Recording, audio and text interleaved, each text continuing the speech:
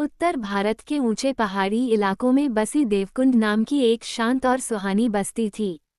चारों ओर फैले पहाड़, बीच बीच से बहती छोटी छोटी नदियां और खेतों में सुबह की ओस की बूंदें सब मिलकर इस जगह को किसी चित्र जैसा सुंदर बनाती थीं। सर्दियों का मौसम चल रहा था और ठंडी हवाएं गांव के हर घर के दरवाजे को थपथपा कर निकल जाती थीं। इस मौसम में बस्ती के लोग सुबह जल्दी उठकर अपनी सब्जी की खेती और रसोई की तैयारी करते थे, क्योंकि सूरज देर से निकलता और जल्दी ढल जाता था। देवकुंड में रहने वाले एक संयुक्त परिवार की 3 बहुएं, मोहन की पत्नी सुनीता, राजू की पत्नी राधा और श्याम की पत्नी पायल अपनी मेहनत, स्नेह और स्वादिष्ट खाना बनाने के लिए पूरे गांव में मशहूर थीं। परिवार की रसोई, सुबह की हलचल।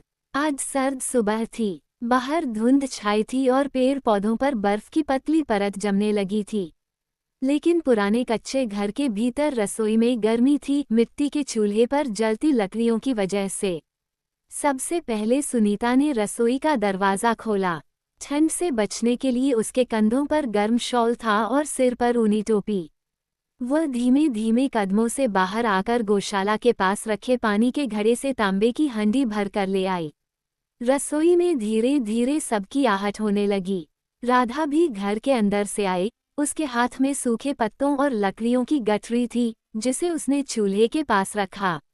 सुनीता दी, आज तो चूल्हा मुश्किल से जलेगा, राधा ने मुस्कुराते हुए कहा।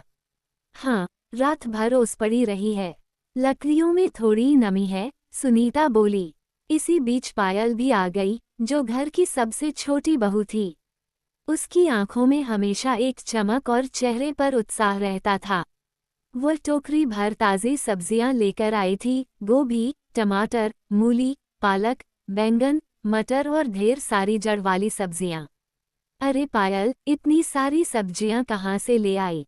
पायल हंसते हुए बोली, अम्मा जी ने कहा था कि आज ठंड बढ़ने वाली है, इसलिए सब्जियों का बड़ा खाना बनाना है, तो मैंने खेत से सबसे ताज़ी वाली तोड़ ली। बैंगन खेतों की खुशबू और ताजगी। देवकुंड के खेत सर्दियों में सबसे ज्यादा हरे भरे होते थे। गांव की मिट्टी का खास स्वाद सब्जियों में महसूस होता था। हर सुबह परिवार की औरतें खेत जाती, पौधों के बीच चलती फिरती और ताज़ी सब्जियां चुनती। आज भी पायल सुबह सुबह उठकर खेत गई थी। वहां की हवा इतनी साफ और ताज़ा थी कि लगता मानो इंसान की सांसों में मिठास घुल गई हो। टमाटरों पर अभी भी ओस की बूंदें थीं, मूली आधी मिट्टी में दबी झांकती थी और फूलगोभी के बीच बर्फ सी सफ़ेदी लटक रही थी। रसोई में तैयारी शुरू। तीनों बहुएं रसोई में बैठ गईं। सुनीता ने पानी गर्म किया, राधा ने जोर देकर लकड़ियां लगाईं और चूल्हे में आग सुलगा दी। पायल ने सब्जियों को धोने काटने के लिए बड़ी सी परात सामने रख दी। थोड़ी देर में रसोई में एक सुंदर दृश्य था। सुनीता मूली और पालक काट रही थी, राधा गोभी और मटर तैयार कर रही थी, पायल टमाटर प्याज का तड़का लगाने के लिए मसाले निकाल रही थी। रसोई में मिट्टी के बर्तन सुंदरता से सजे थे। लकड़ी की अलमारियों में घी, अचार, मसाले और घर के बने पापड़ रखे थे। फायर चूल्हे पर पहली कढ़ाई चढ़ी। सब्जियां तैयार होती ही सुनीता ने पहली कढ़ाई चूल्हे पर चढ़ाई।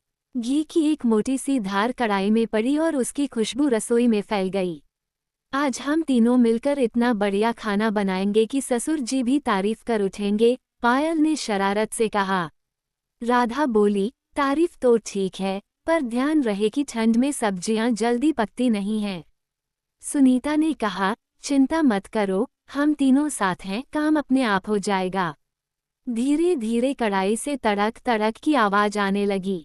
प्याज सुनहरी हो गई और टमाटर पिघलने लगे। मसालों की खुशबू से रसोई महक उठी। परिवार के बाकी लोग भी आ पहुँचे। तभी पीछे से बच्चों की आवाजें आईं। माँ, आज क्या बनेगा? राधा का बेटा रणवीर सबसे पहले रसोई में घुस आया। उसके पीछे सुनीता की बेटी अनु और पायल का छोटा बेटा गोविंद भी आ गए। सब्जियों का रंग और खुशबू देखकर बच्चों के मन में उत्सुकता भर गई।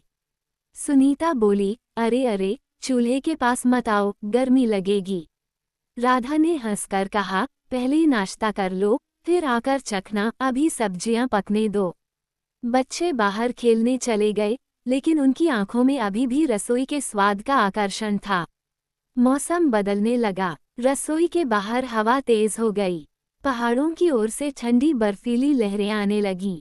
रसोई की खिड़की के बाहर खेतों में सब्जियां हवा से हिल-डुल रही थीं, जैसे पूरा खेत किसी संगीत पर नाच रहा हो। सुनीता ने कहा, लगता है आज बर्फ भी पड़ सकती है। राधा बोली, इसलिए तो अम्मा जी ने कहा था कि ज्यादा बना लो। ठंड में गर्म गर्म खाना ही सबसे अच्छा लगता है। स्टू पायल का खास व्यंजन। सब्जियां पकते पकते पायल ने अपना पसंदीदा व्यंजन भी बनाना शुरू किया, खास मिश्रित सर्दियों की सब्जी, जिसमें गाजर, मटर, मूली, गोभी, शलजम और टमाटर सब मिलाए जाते थे। इस व्यंजन का स्वाद इतना बढ़िया होता कि गांव के लोग इसे देवकुंड की शीत खास सब्जी कहते थे। पायल उसे बनाते हुए बोली, आज ये सब्जी बन गई ना, तो परिवार को पता भी नहीं चलेगा कि बाहर कितनी ठंड है। हवा में पत्ता, रसोई में बातें और हंसी मजाक। काम करते करते तीनों बहुएं बातें कर रही थीं। पायल, कल तुम्हारी सास ने तुम्हारी बड़ी तारीफ की थी। राधा ने मुस्कुराते हुए कहा। सच में? किस बात पर? पायल ने पूछा। बोली कि पायल सबसे पहले उठ जाती है और घर का सारा काम हंसते हंसते कर देती है। पायल शर्मा गई। अरे दीदी, ये तो घर है, घर में अगर खुशी नहीं होगी तो क्या फायदा। सुनीता ने कहा, और हम तीनों साथ हों तो घर रोज रोज त्योहार जैसा लगता है। उनकी इस हंसी मजाक से रसोई और भी गर्म और खुशहाल लगने लगी। पहला खाना तैयार। लगभग आधे घंटे बाद गोभी मटर की सब्जी, मूली पालक की हल्की ग्रेवी, पायल की शीत खास सब्जी और राधा का बनाया गरम गरम दाल, सब तैयार हो चुका था। रसोई में ऐसी सुगंध फैली कि घर के बुजुर्ग भी अपने कमरे से बाहर आ गए। अरे वाह, आज तो बहुओं ने जादू कर दिया, दादाजी बोले। अम्मा जी ने गर्व से कहा, मेरी बहुएं सर्दियों में सबसे अच्छा खाना बनाती हैं, पूरा परिवार मिलकर खाएगा। करी और चावल परिवार का साथ, यही सर्दियों की असली गर्माहट। थोड़ी देर बाद पूरा परिवार रसोई के बाहर आंगन में बैठ गया। अम्मा जी ने बड़े प्यार से रोटियां बेलनी शुरू की। सुनीता और राधा रोटियां सेक रही थीं। पायल सबको प्लेट में सब्जियां परोस रही थी। ठंड में जब पहली रोटी और गरम गरम सब्जी सबके मुंह में गई, तो सबने एक साथ कहा, वाह क्या स्वाद है। बच्चे भी खुशी खुशी खा रहे थे। बुजुर्ग अपनी पुरानी यादें सुना रहे थे और बहुओं के चेहरे पर संतोष और खुशी झलक रही थी। अगले दिन सुबह सुबह देवकुंड में सर्दियों ने अपना असली रूप दिखा दिया। पूरे गांव में बर्फ जैसी ठंडी हवा चल रही थी। पेड़ों की पत्तियां धीरे धीरे हिल रही थीं और खेतों के ऊपर हल्की धुंध छा गई थी। सुनीता ने जैसे ही रसोई की खिड़की खोली, ठंडी हवा का झोंका उसके चेहरे से टकराया। उसने तुरंत शॉल को कसकर लपेट लिया और बोली, अरे राम, आज तो लगता है सब्जियां काटने में ही हाथ सुन्न पड़ जाएंगे।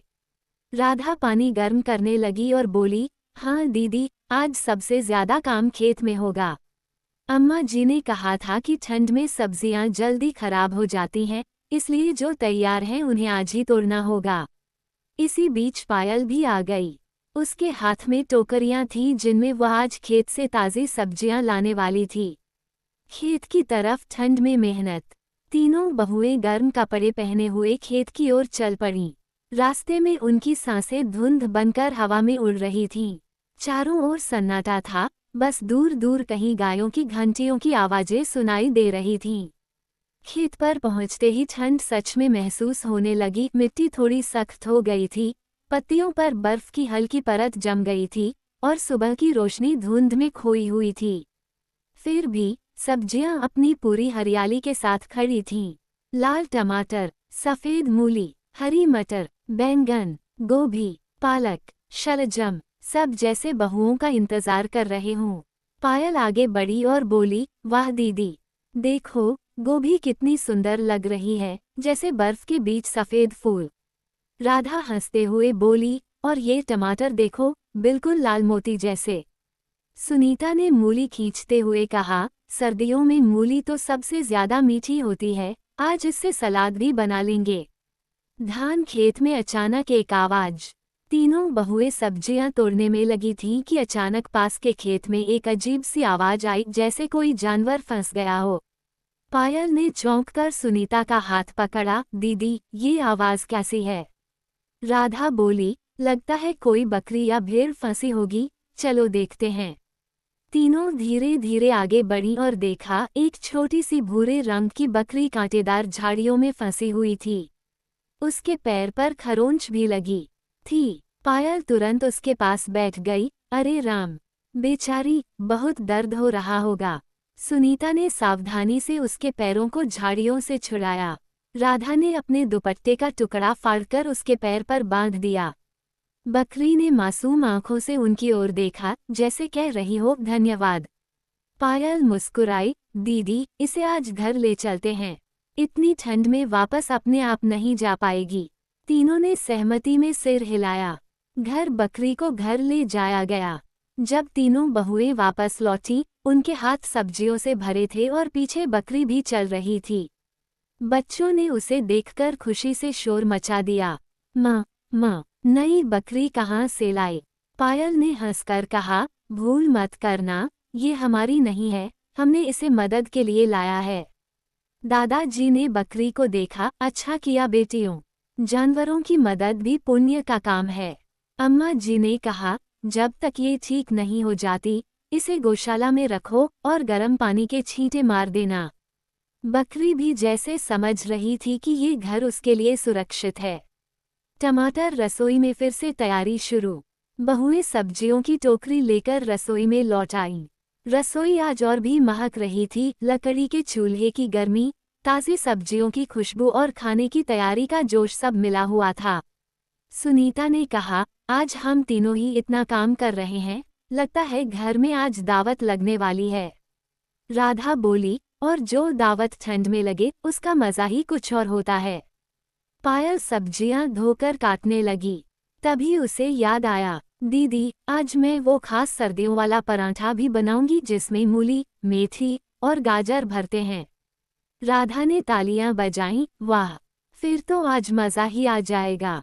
फायर रसोई में हलचल, सब्जियों की खुशबू। चूल्हे की आग तेज की गई। घी गर्म किया गया, तड़का लगाया गया। सर्दियों की कड़क ठंड में ये सब काम रसोई को गर्म और आरामदायक बना रहा था। एक कढ़ाई में पायल मिक्स सब्जी बना रही थी, दूसरी में राधा मूली पालक की सब्जी, तीसरी कढ़ाई में सुनीता ने आलू मटर की शाही सब्जी चढ़ा दी। घी और मसालों की खुशबू इतनी सुहानी थी कि अम्मा जी ने रसोई के बाहर से ही आवाज दी, अरे बहू, क्या बना रही हो? ऐसा लग रहा है जैसे मंदिर में भोग लग रहा हो।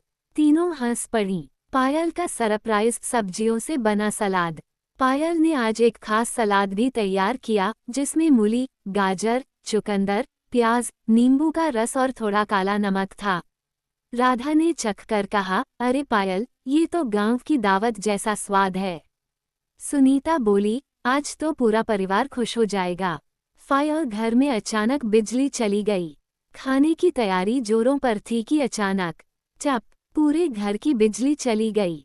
सर्दियों में बिजली का जाना आम बात थी, लेकिन इस बार ठंड बहुत ज्यादा थी। राधा बोली, अरे अब क्या करेंगे? ये अंधेरा तो खाना परोसने में मुश्किल करेगा। सुनीता ने कहा, जब चूल्हा है तो कोई दिक्कत नहीं। आज हम पुराने जमाने की तरह मिट्टी के दियों से खाना परोसेंगे। पायल ने खुश होकर कहा, वाह, बिल्कुल त्योहार जैसा माहौल हो जाएगा। दियों की रोशनी में तैयार हुआ खाना। अम्मा जी ने